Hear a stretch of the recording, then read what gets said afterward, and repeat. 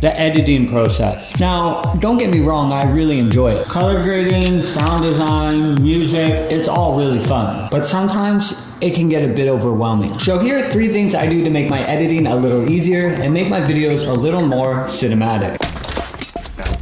And it starts with what I just did right there. Now in the business, we like to call that the shot sequence. Now I didn't make it up, but it's a very helpful editing technique that allows you to accomplish 2 things at once.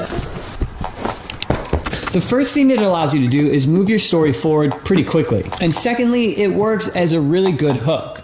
I mean, you're still here, aren't you? To accomplish this, it's quite simple. First, we're gonna get a few clips doing one action. Then we're gonna cut all of our clips so they're the same length. And finally, we're gonna stitch all of the clips so that they flow together in motion. And the final cut should look something like this.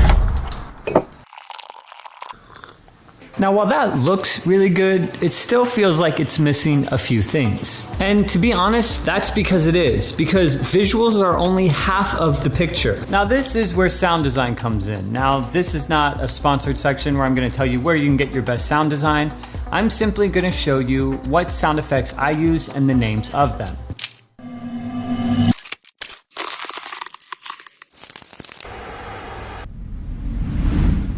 So now that we've got that out of the way, let's talk about music. Now, music is the backbone of any video. It dictates a multiple variety of things: rhythm, pace, emotion, what's going on in the story, you name it, music has a hold on it. When choosing my music, I try to stay away from lo-fi. I think it's a little bit stale and overused. I stick to genres like jazz or house music, or something a little more cinematic that can tell the story as I'm sharing my visuals.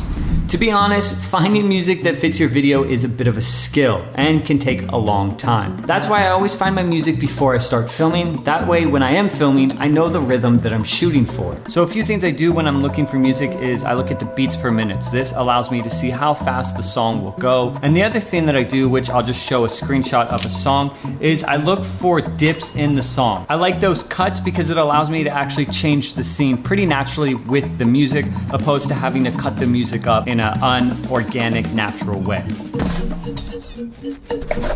Now the fun part, adding our flavor. You see, editing is a lot like making bread. You get all the ingredients together, you bake it, and once the bread is done, you get to add your flavor, which is color grading. Color grading communicates the whole aesthetic of the video. And now more than ever, color grading is making a massive impact, stopping people in their scroll. That's beautiful. Now, since this video is all about how I edit quickly and cinematically, I'm gonna show you everything I do when I color grade. So the first step is adding light. More light, more information. Not enough light, not enough information to edit. Then I'll add these little practical lights in the back to give it a little bit more pop. On top of that, I like to use objects in my frame that have a little bit more color. After that, I go into the edit and apply my one-click color grade, which turns boring footage into cinematic footage with one click. It's simple, efficient, and it makes your frames look very cinematic with just one click. Now, that's just what I do because it really does save me a lot of time. If you want to check out the one-click grade, it's linked in the description below.